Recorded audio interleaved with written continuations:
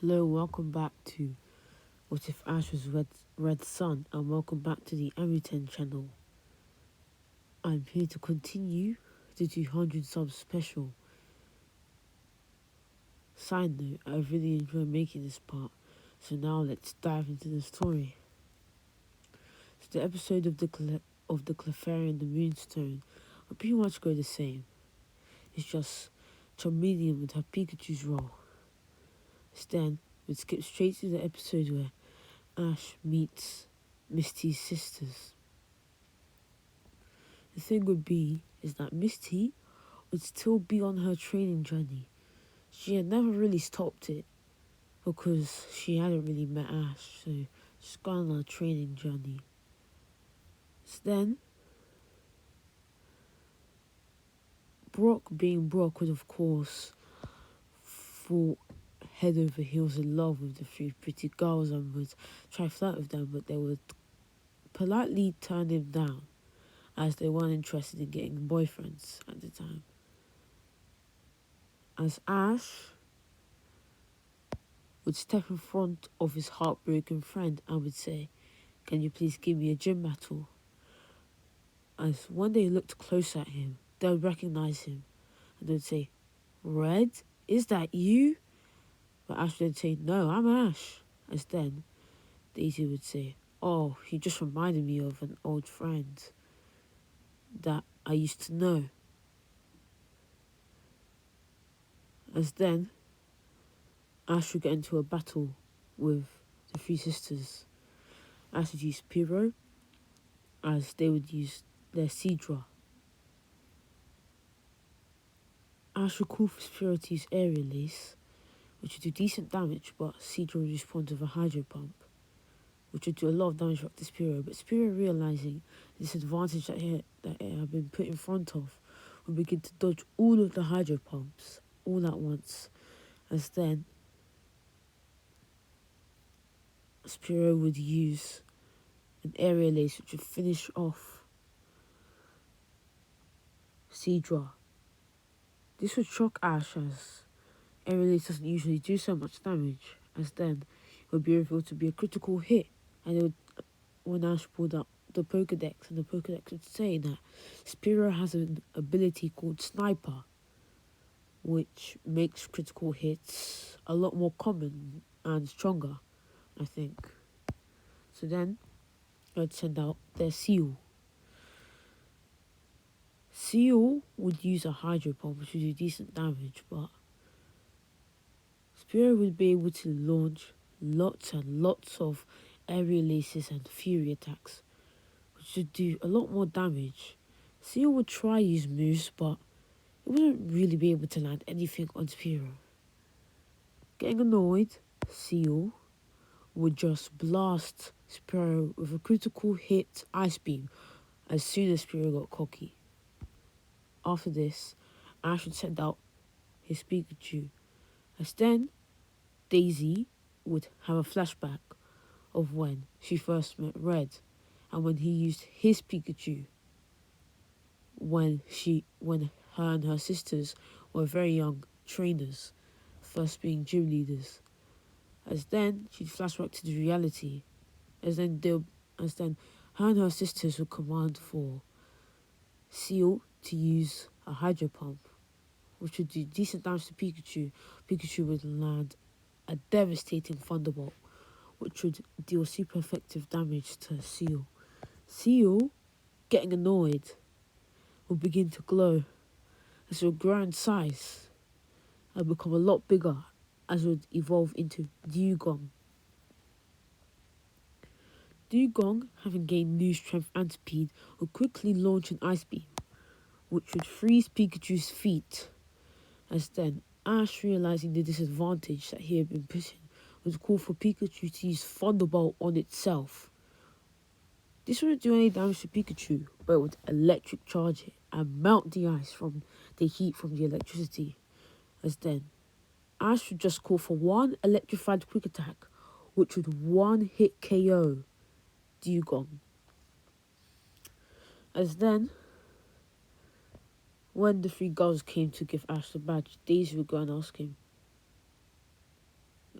Wait, are you Red Sun? Ash Ketchum, as Ash would say. Yeah, I am, as Daisy would say. I remember when I used to travel with your dad when I first met him. Quite a nice guy, I might say so myself. I wish you good luck on your journey, as she would see Ash later. As she would bid Ash goodbye. As then, AJ and AJ would meet Ash, or Ash would meet AJ, whatever scenario that you want to say. Ash would still meet AJ, the trainer who won like 99 battles or something like that. And Ash would want to challenge him to a Pokemon battle. As then, when AJ was getting ready to have the battle, Ash and Brock would notice AJ's whipping Sandslash and all of the other Pokemon and saying, "Hey, get a move on," as he was training them and getting them ready for the battle. As then Brock would come and say, "Hey, stop being so rough in your Pokemon." As then AJ would say, "Mind your own business." As then Brock would go to the sidelines to watch the battle. As then Ash would use Charmeleon against Sandshrew. Charmeleon would get off a Dragon Claw to do decent damage, as then Sandshrew would use a Slash, which would do decent damage back. Charmeleon would then launch its Dragon Pulse, which would do decent damage to Sandshrew, as then Sandshrew would come at Charmeleon and would smash it on the head with an Iron Tail, which would send Charmeleon back. Charmeleon would then go for a Fire Spin, which would be quickly and swiftly avoided by Sandshrew, who would then use an Earthquake, which would do a lot of damage to Charmeleon. As then, Sandshrew would burrow under the ground and would then shoot out and would hit Charmeleon on the head with a dig to cause super effective damage, which would blast Charmeleon back. Charmeleon would get annoyed and would begin spamming Dragon Pulses. Only one would hit, since the well-trained Sandshrew would be avoiding them. As then, Sandshrew would then come in with another Slash, which would send Charmeleon back. Charmeleon would be on its last legs, and then an aura would appear around it, as the bruises would be covered in the aura too. As then, its eyes would glow a bluish, purplish, yellow, blue. As then, streaks of purple, dragon-like energy and fire-like energy would surround it. Spozzie would be in a dragon-like fire, surrounded by that. Then, Charmeleon, wasting no time, would come in for a flurry of Dragon Claws, which would send Sandshrew back. Instead, Sandshrew would go in for a dig, and Charmeleon would track where it's going, as AJ had foolishly gone for the hole that he had already used to do a dig. As then, Charmeleon would open its mouth and launch a Dragon Pulse right into that hole, hitting Sandshrew, knocking it out.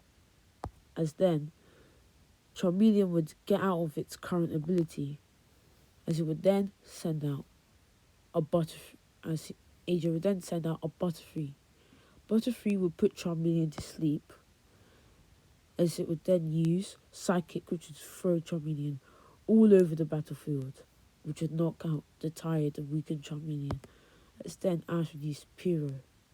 Spearow would be able to launch a flurry of aerial ace, which would hit Butterfree all over the place. But then Butterfree would use Confusion, which confused it a bit, as Spearow would continuously hit itself until it snapped out and would hit Butterfree with an aerial ace, knocking it out. This would then cause Spearow to glow, as it would grow in size, as its beak would get much larger and would elongate, as it would get much larger itself. and finish its evolution into Fearow. Ash would be so excited that his Spearow had evolved, as he would check his Pokedex to see Fearow, the blah blah blah Pokemon. The blah blah blah Pokemon. It's a flying type. It had it, and the Pokedex would read out one of its random entries from like Leaf Green.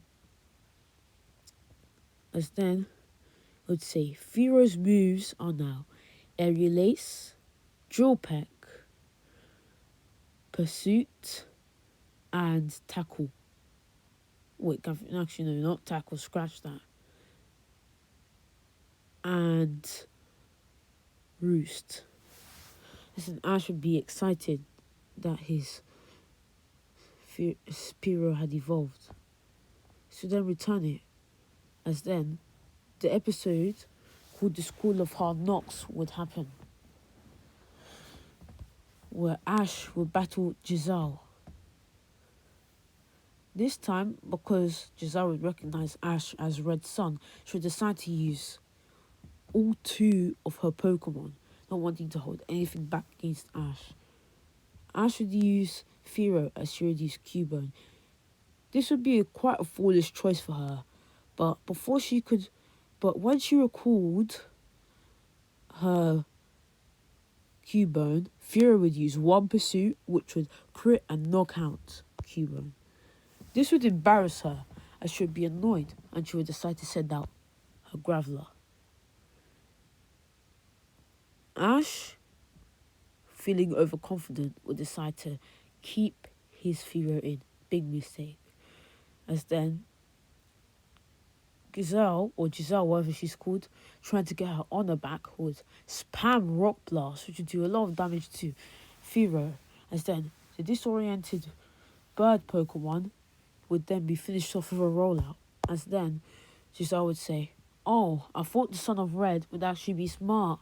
Guess I was wrong." As then, Ash would scowl at her, as she had compared him to his father and made him look foolish in comparison to his dad. This really had set off Ash, as Ash would decide to send out his Geodude. I know, dumb, but he didn't have any other options, since he had a Charmeleon and a Pikachu as his other options. So, to be real, Geodude was probably his best bet. So, Giselle would mock Ash even more, saying, "Using a Pokemon against its evolution is not smart at all. Do you want Geodude to be wrecked and be humiliated by its own evolution? I thought you actually cared about your Pokemon, Ash Ketchum." As Ash would scowl, I would say, "Shut up, you girl. Go on with the battle." As then, Ash would use a Magnitude, which would cause super effective damage, as both Pokemon were super effective on each other. As then, Graveler would use its own Magnitude, which would do even more damage, since it had more power, was more evolved. Ash, seeing who had the more powerful Pokemon, would realise that he had to win with speed and not with brute strength, as he would call for Geodude to use a Tackle, which would not do too much, but it would show that Geodude was faster, as was able to land a move that Graveler couldn't even anticipate. As then, Graveler would use a Magnitude that Ash would tell Geodude to avoid. This would go on for a long time, as both Pokemon were quite even in the speed and power department.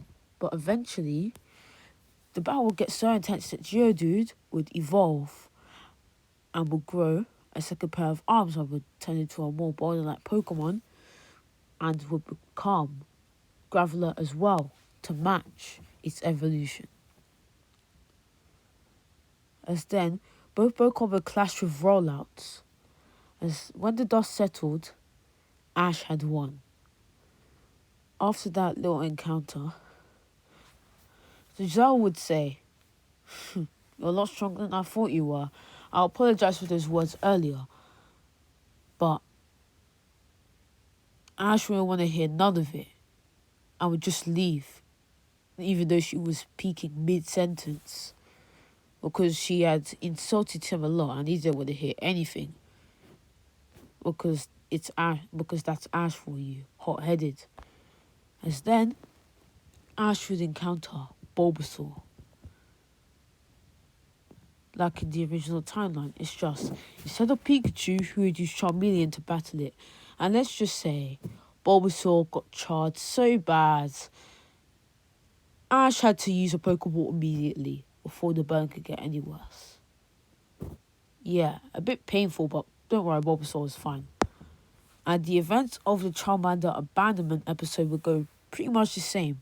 It's just Brock would be the one who takes it in this timeline.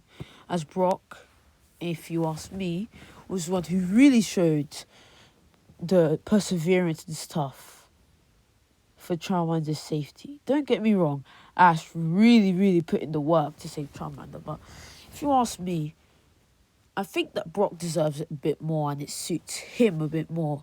And when it evolves into Charizard / Charmeleon, spoiler alert, it would actually obey Brock, and I think it would respect him since he's a gym leader. So yeah. Both trains would arrive in Vermilion City, where they would go into Surge's gym, where Surge would meet Ash and would ask him for a gym battle, saying he reminds him of Red.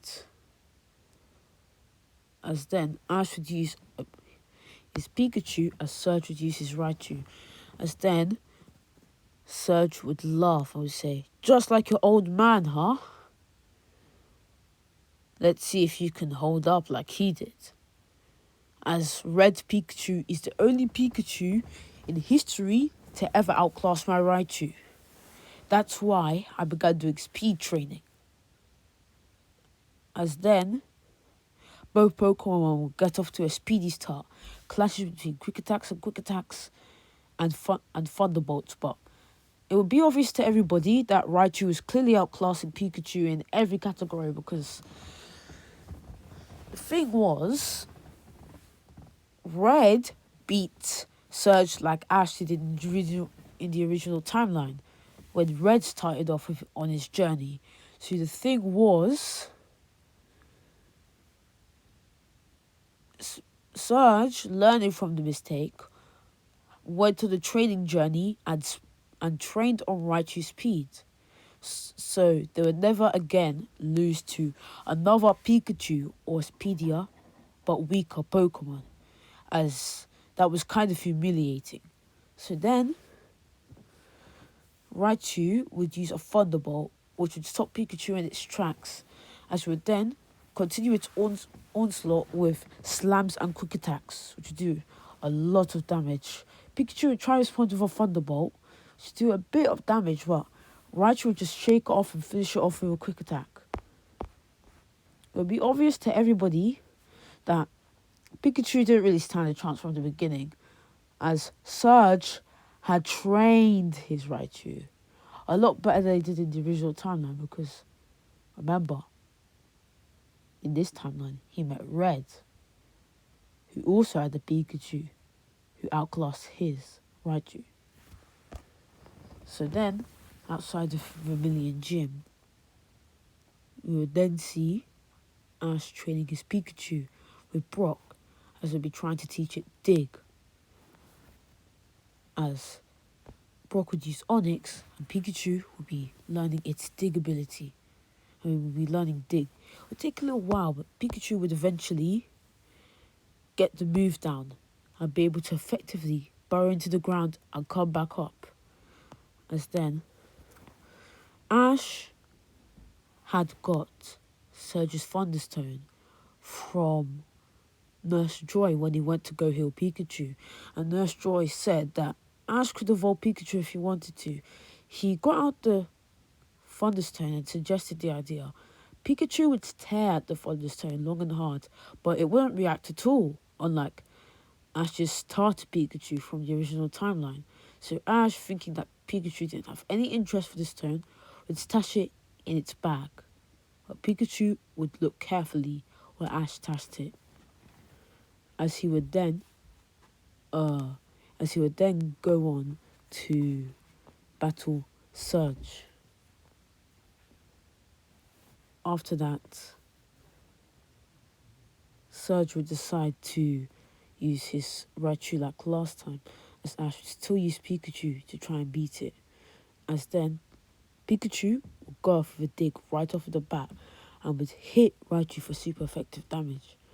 As then Raichu would then use a Thunderbolt, which would do decent damage to the stronger Pikachu, but Pikachu would shake it off and would continue with a quick attack, which would do decent damage, but Raichu would then respond with a Thunderbolt, which would do a lot back to Pikachu. Pikachu would then, realizing what it had to do, would make a zigzag of speed and electricity around the battlefield, confusing Raichu, as it would then charge into it from one direction and the other with quick attacks. So it would then finish off Raichu with one Thunderbolt. The reason why Raichu had been disoriented and defeated so easily was because the dig had disoriented it quite a decent amount. And then Surge would come to Ash and Pikachu and would give them the badge. As Surge would say, "What a great battle.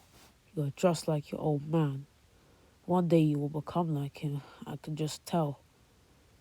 As then, when both trainer and Pokemon were leaving Vermilion City, Pikachu would jump into Ash's bag and would pull out the Thunderstone, as it would begin to glow in an electric glossy aura as it would grow in size, as its tail would elongate and its ears would shorten and become more curved as it would evolve into Raichu.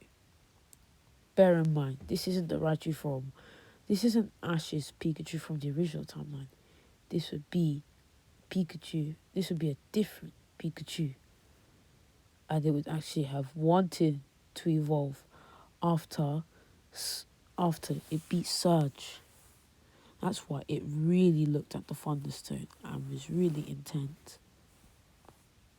So then, the SS Anne thing would pretty much go the same, as Ash and Brock would get tickets elsewhere, as this was basically a free cruise to Saffron City, so they would have to go on. They would celebrate the festivities as usual, but Ash would still battle the gentleman like in the original. Ash would use Bulbasaur against Raticate. Bulbasaur would easily defeat Raticate with a bunch of Vine Whips and Razor Leafs, as Raticate's Hyper Fangs would do near nothing to Bulbasaur. As then, of course, the gentleman, being the sleazy person he was, would try and ask Ash for a trade, to trade his inferior Pokemon to Ash's superior Pokemon. Ash remembered a story that Red told him a long time ago, when Red said that once he traded his Graveler away to a scammer, and the scammer almost got away with his Graveler, but Red was able to get the Graveler, but it took him a long time to get Graveler back. And then, remembering the story that his dad told him, Ash would not trade in the slightest. He would immediately shut the gentleman's idea down, saying that he's not going to trade his Pokemon to somebody else, as this is his Pokemon, and Bulbasaur wasn't comfortable with the idea either. As then, the ship would still sink, but Ash and Brock would get off on time, along with most of the other people there. As when Ash, Brock, and everybody were swimming towards the lifeboats, Ash would notice a Psyduck that would swim towards him and would be trying to associate with him. As then, Ash would, of course, befriend the Psyduck, as he wanted to associate with him. As then, Ash would decide to catch it and would throw a Pokeball, catching Psyduck and adding it to his team. As both Ash and Brock would swim to shore, would swim to the boats that would take them to shore. As then, Ash would eventually make his way to Saffron City, where he would battle Sabrina and her Abra. So Ash would decide to use Psyduck in this battle, as he wanted to size up its power. As then Psyduck would use a bunch of psychics on Abra, and Abra would also use psychics, as they'd be both giving each other a headache and hurting each other. This would go on for a while, as this was a battle about who had the most psychic control. This psychic battle would get so intense that both Pokemon would begin to evolve, as Ash's Golduck would grow in size, its claws would elongate, as the three little puffy feathers on its head would grow, as Abra would grow in size and develop whiskers and spoons, as both would evolve into Golduck and Kadabra respectively.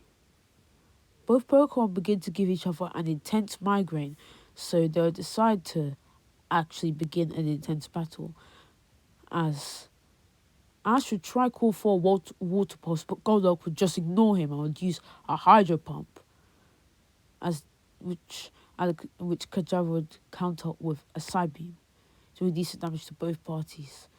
As then when Ash called for a Slash, that is when Golduck decided to do the water pulse, which would confuse Kadabra, as then Kadabra's eyes begin to glow, as he would ward off the confusion, as we begin to use a psychic which would smash Golduck all around the field, as then Golduck, realizing that Kadabra was speaking its language, would also awaken its psychic ability, would also slam Kadabra around, as the psychic battle would continue, as they would both get a headache once again, as then it would be a clash between a hydro pump and a Psybeam, and Golduck would win.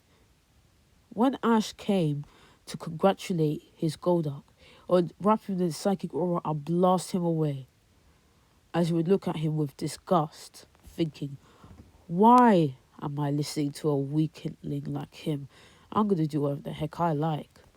As then, after being blasted around a bit, Ash would regain himself and return it, as then Sabrina would say, having snapped out of her funk from being defeated, should say, wow, looks like your Golduck could use some work. I can sense what it thinks about you. It thinks you're just a weak, useless trainer, and it doesn't want to listen to you, as it sees you as weak and useless. As then Ash would say, oh, come on. How am I going to deal with this now? You know, I'm going to go call my dad, Red. But then he remembered what Red said about how he's not going to really assist Ash. As then Ash would realise something. He would say, I better call Oak, because Red told Oak about all of his stories and adventures. As then, after that, Ash would leave. But before that, Sabrina would give him the badge and would say, welcome that Golduck of yours, before Ash left. Okay, and that's it. I really enjoyed making this part and expanding the story on my 200 sub special. I'll see you guys.